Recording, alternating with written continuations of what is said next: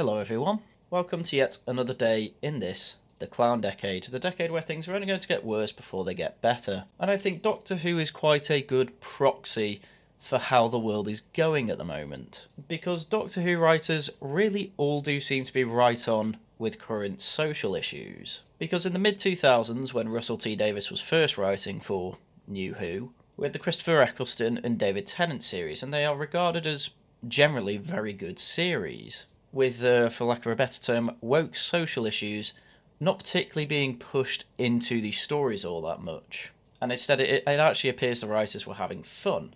And then you get to Matt Smith's era with Stephen Moffat, and again, that all seems to be avoiding right-on social issues that we see today. And obviously for people coming into the video this early that don't really know me, I actually do know what woke is. It's intersectional politics being pushed into story writing at the expense of an actual good plot. And I am of the opinion that it is basically impossible to make a good woke story, or at least I am yet to see an actual good example of a good story that is also woke. However, I'm open-minded on it. But then you get to the late Peter Capaldi era, and that's where it all starts ramping up and where I started checking out of Doctor Who, where you had lines such as the Doctor saying, oh, well, history is whitewashed, London was always diverse, which simply isn't true. And after telling his black companion to, no matter what, don't react badly to whatever this racist businessman is going to say, he ends up just punching him in the face when he's racist anyway, which is just bad writing because it tells you that the Doctor knows that the racist is going to be racist and that he won't react to it, and then he does. Anyway, then you get on to Jodie Whittaker, and my god, I did a whole review of her first series, and every single episode had some sort of social issue at the core of it. And as the Jodie Whittaker series goes on, and I don't particularly watch them, things only seem to get worse, at least from the hearsay I hear from, well, other Doctor Who videos, where it culminates to the Doctor was actually mostly a woman throughout all of her generations, and is actually a god, because these people don't know how to write. But then Russell T Davies returns, and people thought, oh, this is all going to be great. We've got the original writer back, hell, they've even brought David Tennant back, and I hear that also Catherine Tate is going to be back. I remember those being good series. Anyway, I reviewed The Star Beast, and it wasn't very good. And it appears that viewers aren't being taken by it either. As you can see, the overall viewing figures were in the 7 millions. Obviously, it goes just under 7 million for the final one. But then you get Nakuti Gawa, and he gets a Christmas special episode, and that gets 7.5 million UK viewers. And I am genuinely happy to say this appears to be a bit of a death knell for Doctor Who. This is by far the least popular Christmas special episode that we have seen from a new Doctor. Because generally what we see from Christmas specials with a new Doctor, you end up with viewing figures close to 10 million. And even Jodie Whittaker's entry, which wasn't actually a Christmas special, ended up with over 10 million views. And yet this is the debut of the new Doctor, and it can barely even get past 7.5 million. And these figures only go in one direction. These figures only go down. And this is after Doctor Who's production has been taken on by a third party and even has Disney money behind it. And even then they're struggling to actually get the viewing figures up, which was the whole point. Anyway, I suppose it makes sense that not many people actually watched The Church on Ruby Road. Part of the marketing was literally just releasing the Goblin song about eating a child. And I and many other people were kind of put off from the idea of watching Doctor Who if it was just turning into a musical. A really weird one at that. So, if I'm not bothering to watch it, why am I watching it again now? Well, it's because my Twitter feed has been absolutely filled with marketing material that just looks fairly astroturfed. This doesn't look like a reaction to fans being excited. It looks more like oh, this is going to be the new vehicle for putting forward our woke agenda, and therefore we need to make it look like it's popular. Because obviously you're seeing interviews with the cast and writers everywhere now, which is expected for a new series of Doctor Who. But as I say, the marketing's just going off the roof. The Radio Times created 3 separate covers for this new series of Doctor Who, and as I say, it was one of the least popular Christmas specials that they have made in New Who. So quite clearly the marketing budget is going through the roof to remind everyone, hey, this new Doctor Who series is coming out, make sure you watch it. And I don't think it's going to work because, yeah, some people might only see these covers and get reminded and think, oh, maybe I should watch it. But I think most are going to be put off because of what literally everyone involved in the show is saying. Doctor Who is an open door, Russell T Davies, on LGBTQ plus representation. It's very normal to me. I don't know any other way to make things. Well, you did in the past. So I don't particularly know what's happened over the past 20, 15, 20 years, Russell T Davies, but you actually did used to know how to make good things. Russell T Davies has opened up on LGBTQ plus representation in Doctor Who, revealing that the beloved sci-fi series is an open door for everyone.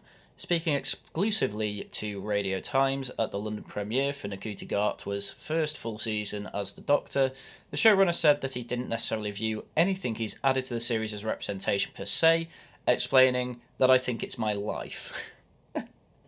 I don't think it's representation, however it is representing my life.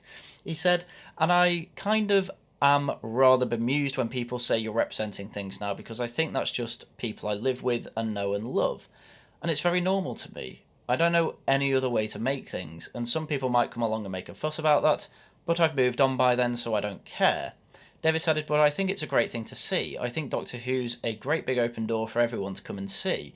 Even if you're straight as a nail, come and watch because there's lots in this for you. Well, I'm not being funny, but pretty much every normie I've met who talked about the new Doctor Who specials effectively said that they were hot garbage. You know, people were much more interested in talking about how crazy the whole non-binary story was than anything else in that show. Then I have to remind people that there was a real wheelchair with rocket launchers in it. It was just horrible. Again, I've made a stream on it. You can go find it on my channel. But this is the thing. Russell T Davies, apparently over the last 15 years, has just engorged himself and surrounded himself in a culture where things he is now writing are just normal. This is normal to him.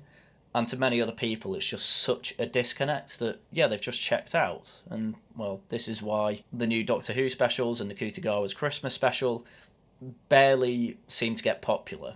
They are effectively as popular as the average Matt Smith episode, which, if your specials are only bringing in as much as the average Matt Smith episode, you're not doing well, because that's only going in one direction. So anyway, that's Russell T Davies's perspective on the new series, and quite frankly, I simply don't believe him when he says there's something here for everyone, because Russell T Davies has gone a bit weird with his overt politics when it comes to making public speeches over the recent years, because after winning a Sky Arts Award for his show It's a Sin, a show written by Russell T Davies about gay men and their friends dealing with the HIV and AIDS crisis, introduced by Ncuti Gatwa, by the way, I reckon this is basically the time where Russell T Davies asked him to be the next Doctor. Russell T Davies decided to have a bit of a weird speech.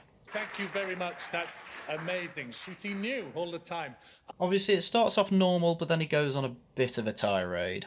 It's also worth saying, while I've got this stage, this was made by Channel 4, public service broadcaster, dedicated to making this sort of programme. We know that the government has said they're going to sell that off. I know the government's wounded at the moment, but it's like a wounded dog. A wounded dog bites everyone. Bear in mind, this was back in 2022. This was before Liz Truss and Rishi Sunak came in. This was still when Boris Johnson was in charge. And I don't really understand Russell T Davies's problem with Channel 4 going private. Because, as he says, he has a massive problem with the government. Surely if he's a massive problem with the government, he doesn't want them owning Channel 4. They have said they're selling Channel 4, and they have said they're stopping the licence fee by 2027. And we have to realise that things the Tories say they will do, they do. They're very good at that. I mean, literally anyone from the right-wing perspective would vehemently disagree with that. You know, the Tories... the Tories in their manifesto, I don't think, ever had gay marriage on the cards. And yet we still got gay marriage via Tory rule in 2014, and that cost about 2/3 of the membership. In fact, yeah, I just checked the 2010 manifesto, nothing about gay marriage in there. All they promise is that they will try and equalise the tax system for civil partnerships and people who are married. They say nothing about making gay marriage illegal, but there we go. But yes, obviously the big one is when it comes to immigration, Tories have promised forever, basically, that they will keep numbers down to the tens of thousands, And the most recent numbers show that actually it's about 700,000 that have come in last year. So I don't know what Russell T Davies is talking about, but as you can see, it appears that he's got very overtly political over the past 10 or so years. And that's been a lot of people's problems with TV and films and writing over the past decade or so. All this politics is becoming very transparent and people do not like it. I mean, again, yeah, Russell T Davies was the guy just saying that, oh, Doctor Who has something for everyone. And yet he makes this speech effectively saying that Tories are bad people. And by the way, I don't just think he means MPs, because listen to this bit. I know I'm kind of trying to speak into the converted, but there's money in this room. And if there's money in a room, that means there's Tory voters in here. It does. You are here, and you're certainly watching at home, so please know you are voting for murderers, bastards, abusers, and liars. Yeah, effectively he got on a stage and said, right, Tory voters in here and at home, I don't like you, I want you to go away, I think that you are complicit in murder. Which, yeah, doesn't exactly tell me I'm invited to watch Doctor Who. And I wish that was the only weird clip of Russell T Davies I could show you, but winning another award from Attitude magazine, winning the Inspiration Award, Russell T Davies had this other political point to say. The virus kind of arrived in like 1981. Let's not forget, by 1988, the Conservative government introduced a law in schools meaning you could not talk about homosexuality at all. Obviously this is in reference to Section 28 of the Local Governments Act. And it's one of those things that an awful lot of people deride, but I'm not exactly sure if they know what was actually in Section 28. Because obviously Russell T Davies is saying this is the banning of homosexual education, which again, it's a big problem these days. Why are kids even being taught about sexual reproduction at, ages of 5, 6, 7, 8? I think I was taught at 11 and it was very mechanical. Whereas I'm a big believer that this sort of thing should definitely be at the behest of the parents. It's definitely down to parents to let their kids know about this. Because as Peter Hitchens says in The Abolition of Britain, all this sexual education stuff came into Britain and then teenage pregnancy went up.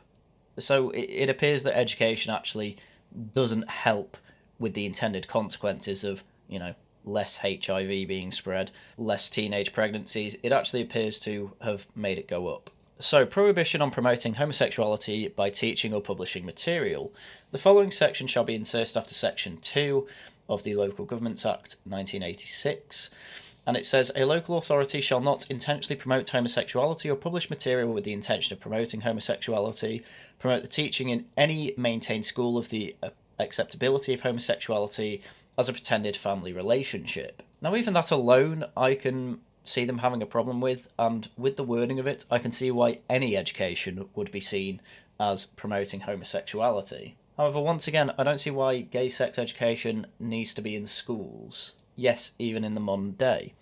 Nothing in subsection 1 above shall be taken to prohibit the doing of anything for the purpose of treating or preventing the spread of disease. So actually you can teach that homosexual unprotected sex can transmit HIV and AIDS, so they can actually get the education.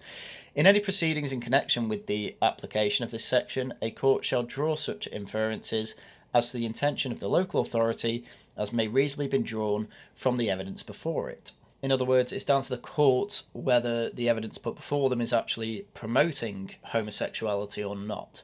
And by the way, at the time, this was actually a popular law throughout Britain. This wasn't making homosexuality illegal. This appears to be an effort to try and stop social contagion of homosexuality. I mean, we're not at the point where we are today where we know for a lot of people homosexuality is literally just how they're born. However, obviously in the past, there was a social contagion aspect. People might be, experimenting with homosexuality or becoming homosexual because of encouragement from their peers or people older than them. And I mean, as time goes on, it appears that is actually the case today. Something like 10% of Zoomers say that they're LGBTQ plus whatever. And it's quite weird given that, in the past, generally statistics have shown that it's something like 1 or 2% of the population are LGBT plus or whatever. So I'm not necessarily commenting on whether this law was good or not. What I am commenting on is the fact that, well, it appears that there does seem to be a social contagion problem when it comes to the LGBT plus crowd. But obviously Russell T Davies is quite open about promoting that sort of thing, so of course he'd be against this. Anyway, back to the speech. The education that was needed was forbidden by the government, by law. Again, as I just went through Section 28 itself, that's not true. However, to give Section 28 critics their fair due, I can understand why schools would just avoid the subject altogether in case they accidentally do something that could be deemed as promoting homosexuality, but technically by the letter of the law, education about transmission of HIV via homosexual sex is absolutely acceptable. And that's the same Tory government that's in power today, frankly, the bastards. I mean, can you see what I mean? Russell T Davies is simply just an anti-Tory bigot, and that's the most popular party in the UK, or at least it was at the time of this speech. And he seems to just completely ignore the fact that they kept on the Equality Act and they actually introduced gay marriage. He seems to just completely ignore his version of progress that the Tories have actually put forward in the past decade or so, and is instead just wanting to get on a stage and denigrate them. And, does this say to me that I'm invited to watch Doctor Who? No, not particularly, and I think a lot of other people, even if they're not necessarily Tories, can see that it is just a lie when he says Doctor Who is for everyone. If they can look down on you, if they can forget you, and if they can ignore you, they've done the same in the pandemic as they did in the previous virus. They will always do this. For fuck's sake, vote them out, will you? It's not going to get better. Yes, very strangely, very anti-Tory, while at the same time he's saying Tories are evil because they hate gay people, and then in the same speech he ends up saying this. When people belittle us, they love taking the piss out of us. They love othering us. They love making us look small and funny and insignificant. One of the favourite things they do is to go, oh, LGBTQTIA+, isn't that funny? Like, isn't that funny? You've got so many letters. In what society is having too many letters a bad thing? Well, this one, I suppose, you've got an awful lot of kids ending up just being confused at what actually the rules are of society. As I said before, 10% of kids think that in some way they're effectively just, I'm sure I'll take offence to this, but effectively they're just not normal. They don't think they're straight at the age of 7 before they even fully understand sexuality. They think they're trans when most of the time kids who think they're trans turn out to end up just being gay or lesbian. Majority of young women these days say they're bi without actually ever having any sexual experience with a woman. So you say, in what society is it a problem to have too many letters? Well, we're seeing the problem with it, and it's really confusing kids. It's genuinely confusing kids. And this is why you probably wouldn't see too much of an aversion these days to a reintroduction of Section 28. Because although it's not a huge issue for an awful lot of people at the moment, but an awful lot of parents who are sending their kids to school are noticing that the kids are coming back and questioning all this sort of thing. And I genuinely put it down to the promotion of it, because it is everywhere. We saw the gender unicorn from Mermaids being put in an awful lot of schools. You see the cast report saying that it's promoted in quite a lot of places, and alternatives like actually they're normal, they just need to grow up, not being promoted. So yeah, that's the issue. You're ruining kids' minds. More letters is good. More letters includes everyone. But then along comes the LGBT Alliance and they say, no, we're only going to have 3 letters. We're going to cut off the T. And this is the confusing part about this whole speech. Tories are bad. They hate absolutely all gay people. And then in the same speech he'll say, oh, the LGBT Alliance, they come along and they want to cut off the T. And, compares them to the Tories. Which is it? Do the Tories hate gay people, or did they introduce gay marriage? And now we're questioning whether the T has any place within the gay rights paradigm, or is it a completely different issue that is trying to piggyback on the success of gay rights, which the Tories are absolutely backing and supporting, by the way. Russell T Davies is literally just an idiot. So what they're saying is you can only have words that are 3 letters long? Is that how it's going to work? So I thought to myself, can you do that? Can you talk in words that are only 3 letters? I think my favourite part of this whole speech is the really hesitant clapping and cheering from the audience, because they're clearly not getting his joke. But what is his argument? Did he think this was a good speech? I'm so confused. But I mean, I think that'll do it for my Russell T Davies as a bit of an idiot part of the video. Let's get back to this promotion of Doctor Who material, because somehow it gets worse. So next up, we've got the Doctor himself, Ncuti Gatwa's interview with Attitude magazine on embracing his identity to find pride and joy. Exclusive from sex education to Barbie through to his fresh titular role in Doctor Who, Ncuti Gatwa is a thoroughly modern British screen star. More than that, he is enjoying therapy, has proudly confronted his internalised homophobia, and is now joyful sitting on top of the world. So, yeah, I'm just going to read through some highlights from this interview. Russell T Davies said on the Attitude panel at this year's Student Pride that he created the new Doctor around your casting, so no pressure then. How does it feel that you didn't just fill a role but you shaped it in a way? My God, is that what he said? It must be true if he said it. It's interesting because a couple of questions that I've had have been like, what were the conversations that you and Russell had in terms of shaping the character?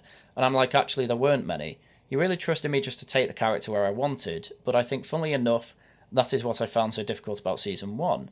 Every day I'd come home and I'd be like, was it okay? Was it right? Oh my God, it wasn't right. We need to reshoot. I need to redo this bit. And he was constantly being like, it's fine, it's great. This is what we want what you're doing. And Ncuti Gatwa is quite well known as a gay icon, and so what I'm taking from this is effectively they've done a bit of a Ghostbusters 2016 when they got the women to be the Ghostbusters, and effectively it was all ad-libbed. That feels like this is what this is going to be. It's right, Ncuti Gatwa basically naturally is what I want from the Doctor, and from what I can tell that's just kind of annoying. And some people might like it, that's fine, but it's clearly just for those people. And sure, Russell T Davies can say that this is for everyone, but not everyone is going to agree with that. From the clips I've already seen of Ncuti Gatwa being the Doctor, I don't like him. I don't want to see a whole season of him. You know, other people might want that, that's fine. But an awful lot of people have come to the conclusion that Doctor Who is no longer for them. Was that through a sense of anxiety or self-doubt? Certainly the weight of a 60-year-old show because of the heritage. It was specific to this role. I never had that level of anxiety with any other role. It was specific to Doctor Who because this is a special show that lives in people's hearts. People have had it passed down to them. They watch it with their grandparents. Not anymore.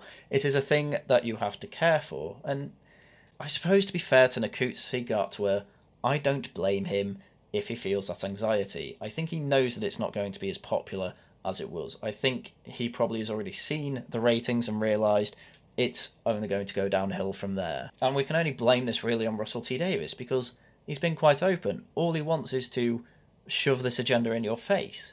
He's quite open about that. He goes on stage and says it to you. And Ncuti Gatwa, I don't think he wants that. I think in Doctor Who he would have much rather have actually almost acted straight. I don't think he actually would have minded that. I think he understands the respect you should give Doctor Who. But I think Russell T Davies, having written for it before, feels that it's actually his show. And obviously everyone's saying the Russell T Davies era was the best era of New Who. Obviously that's going to make him think he can do what he wants with it, but I think he's going to have a rude awakening, if he's not had one already. The cast is wild and very queer. What's it like working with Jinx Monsoon and Jonathan Groff? I have no idea who either of those people are. Incredible, incredible. They brought such depth, talent and creativity. I mean, Jinx is playing a supervillain and one of the most powerful that the Doctor has ever faced. She filled that role with such theatrical energy, it was incredible. She had just come off Broadway, how she was using her voice body, all the tools in her acting toolkit, it was incredible to see that energy lock on in a camera space. For me as a theatre actor, I was like, this is just really, really, really great to see someone's craft so finely tuned and placed so well within this space. She's a formidable foe, character-wise, and also just a great actor to learn from. Jonathan Groff brought something to the show that I don't think we've seen in a long time, which will make sense when it's released. But yeah, it definitely brings out the new side of the Doctor. It was really nice to see the Doctor vulnerable. Jonathan, as if we'd not seen the Doctor vulnerable before. That was the whole point of the Rose Tyler arc. The whole point was she was making the Doctor more vulnerable because he had been too hardened by the Time War. Russell T Davies wrote this. I mean, I know this is Ncuti Gatwa, but for a man who said that the show has a special place in a lot of people's heart, you would have thought he'd be one of the people who saw it to understand that. Anyway, yes, He says that other gay actors are great, of course he does. Although I do find this bit interesting, was there much room for improvisation? Well, once we got the scripts, they don't really changed, and each line has been written for good reason. That gives you the boundaries to play in, but in terms of where we take those lines, how we say them, and how we're creative in this space, that's all down to us. And Russell tends to know the performers that he's bringing in, and he'll write for us. So as I say, it's slightly better than Ghostbusters 2016 because there is actually a script. However, it appears that Russell T Davies has actually got in an awful lot of queer actors and wants them to, for lack of a better term, act queer. And yeah, that's simply not my cup of tea, and I don't even think that's the cup of tea of a lot of people in the LGBT community. Doctor Who, don't get me wrong, it's always been a bit camp, but they're more saved for certain interactions with the Doctor and mainly with their companion, especially with Donna Noble.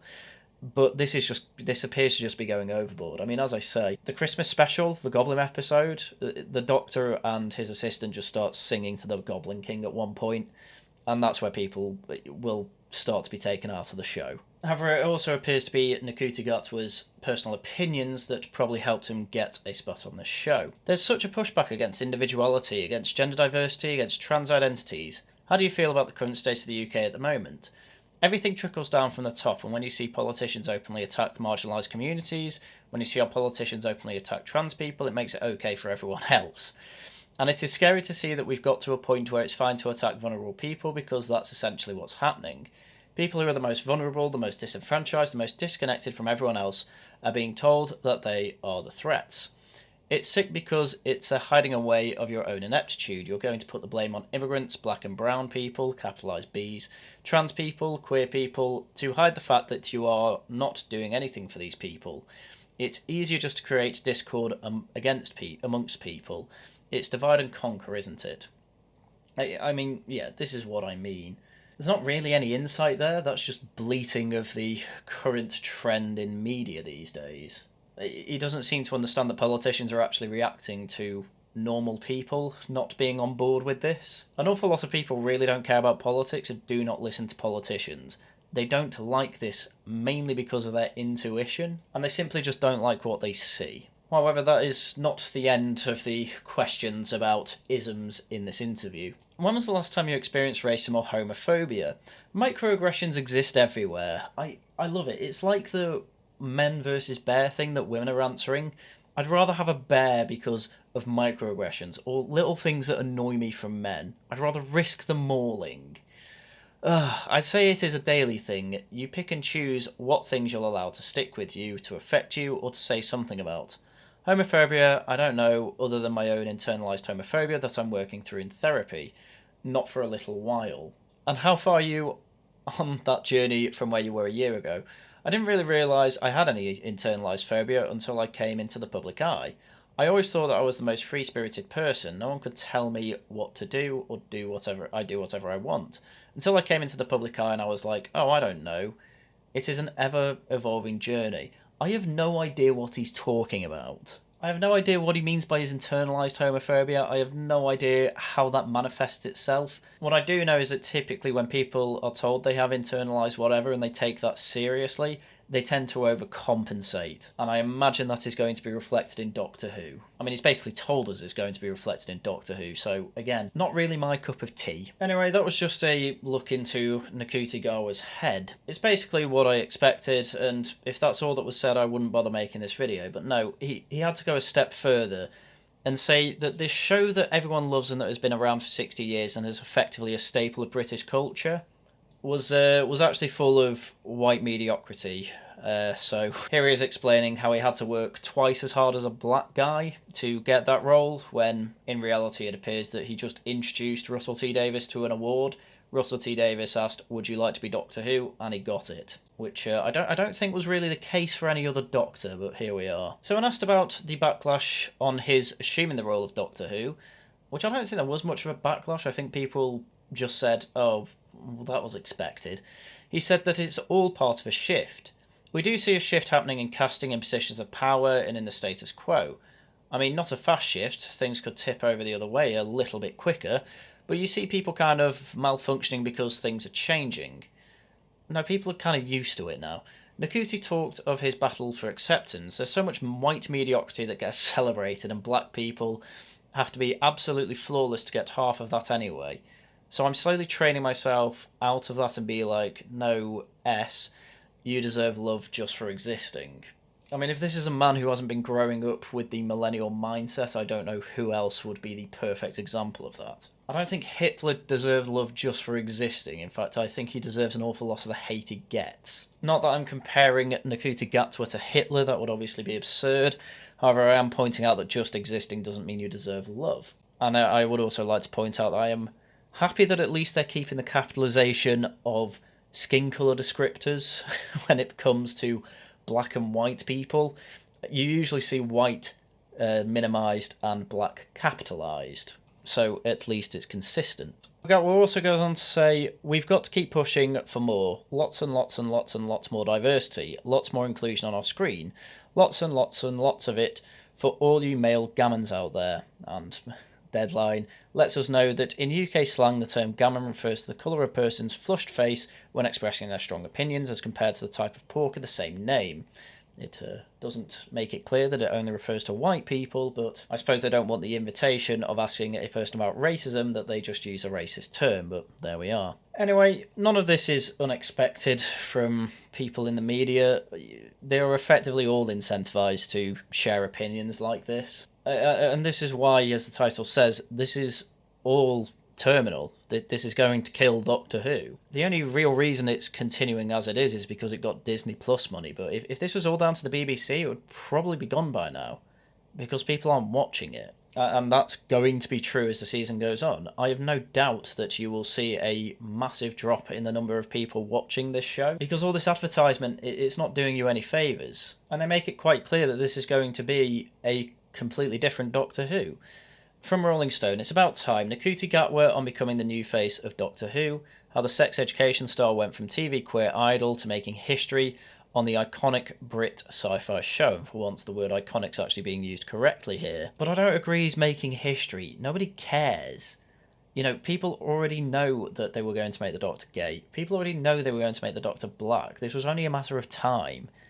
And the thing is, for people who actually care about the show, they already know that the Doctor has been gay and black in previous regenerations, given that he is God and has been pretty much everyone. You know, it's supposed to be a big reveal that the Doctor met herself and was a black woman, and nobody cared. Like, it was huge on Twitter for a certain subsection of the Who lovers, but everyone else was like, well, of course they've done that. Of course they're going to do that. Of course the next one's going to be black. This isn't making history.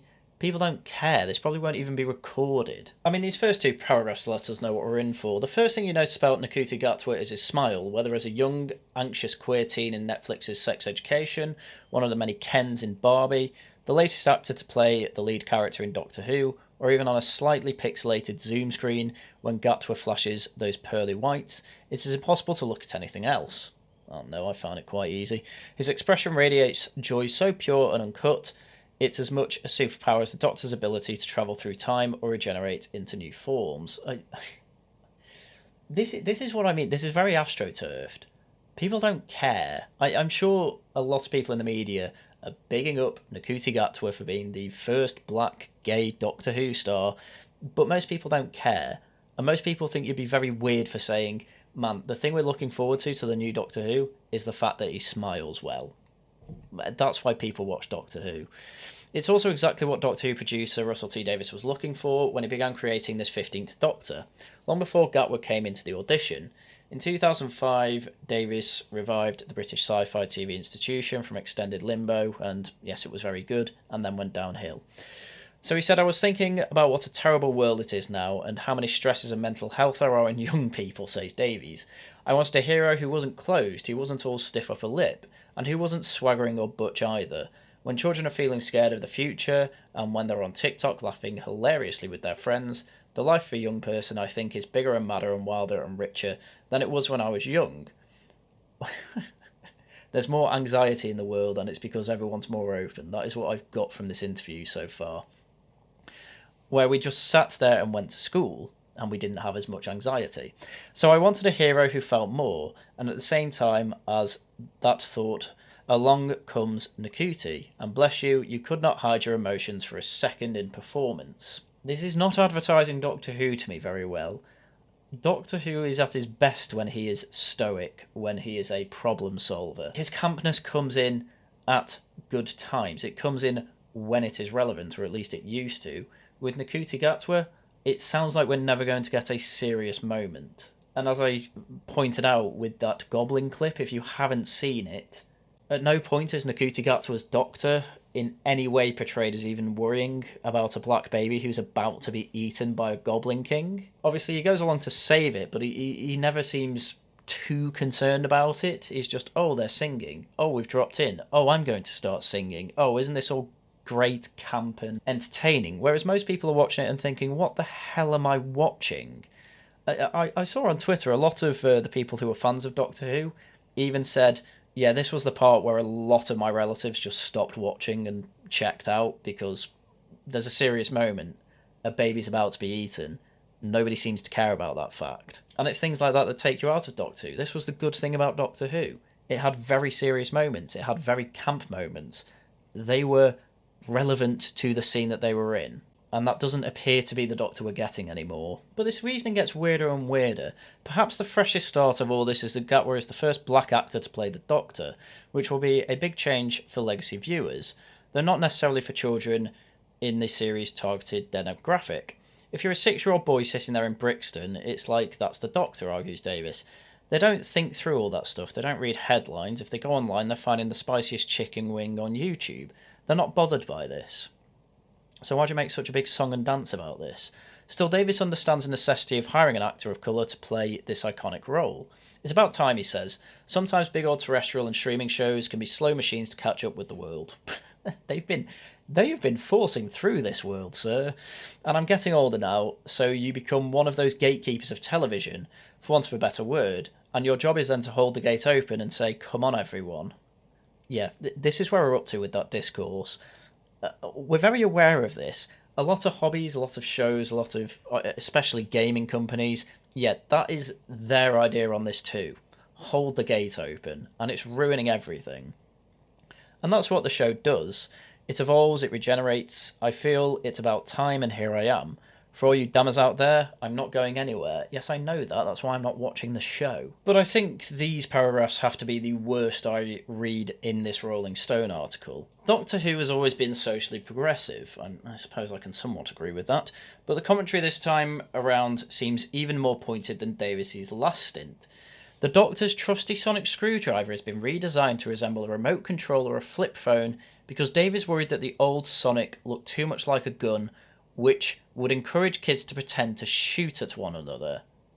This is how crazy the Doctor Who is getting. So on screen now is a picture of the new sonic screwdriver.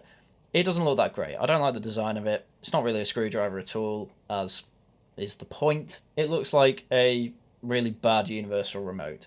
And this is the old sonic screwdriver, which I used to have a toy like this. And yeah, it was actually really cool to use. It was really cool to pretend to be the Doctor with it. Obviously, it's gone through many redesigns, but through all redesigns, they've all pretty much had the same thing, which is that, they actually look like a screwdriver. And I'm going to be honest with you, I pretended to be Doctor Who when I was younger. I had this toy along with some of my friends. I don't think we ever pretended to shoot each other with it. And if we did, it was when one was pretending to be a Cyberman, and you'd use it to, stop them moving or something like that. That was it. But no, being worried that kids are going to pretend to shoot each other, I mean, what a stupid thing to be worried about. Of course boys are going to do that. Boys love the idea of shooting one another, honestly. A recent special gave beloved Doctor Who character Donna Noble a non-binary child, and even the LGBTQ lot, they seem to have already forgotten that fact. Nobody seems to care anymore. Obviously, people like me just thought, well, this is expected and really stupid and makes absolutely no sense and has ruined Doctor Who because they used it as reasoning for Donna Noble to not have the issue of dying when she sees the Doctor again. Anyway, we go through that in a review. Whom she fiercely defended against transphobes. An all-powerful villain in an upcoming episode is also non-binary. Space Babies, the season premiere, offers up the adorable title characters in abundance, but also functions as a clear metaphor for governments that try and control reproductive rights without worrying about what happens to the children after they're born. My God. I mean, I really do hate that argument. It's slightly off topic, so I won't touch on it too much, but an awful lot of people who are against abortion are absolutely fine with making it as easy as possible to have the kids and let the kids grow up. What they don't like is outsourcing all that responsibility to the state. They are fine with the state making it a lot easier for you to bring up your child. They are not for the state doing everything to bring up that child for you. So that's where Doctor Who is up to. Its new season starts in 10 days or so. I'm not looking forward to it. I'm not going to watch it, as I say. No doubt, though, the discourse is what I will see on Twitter. And no doubt clips will start coming out of it, and I have no doubt that they are going to want to make me cry at the fact that Doctor Who is dead. It is practically dead. It's been dead for a while, to be fair, but I'm finally past the point of grief and have made it to acceptance. So if you're interested in any of my takes on any clip I happen to see on Twitter come the new Doctor Who series, do follow me on there, link down below, etc, etc. Right, shilling time. Regional variations tonight on Tale Features channel. No doubt we'll be talking about Humza Yousaf there, as we talked about him last night on The Other Side of the Hill, on the Wellington Project. Saturday is going to be Laughing at the Guardian time. We have some standard guests coming back, so it should all be a good time. And I'm trying to get as many Scottish people on as possible so that we can laugh at Humza Yousaf.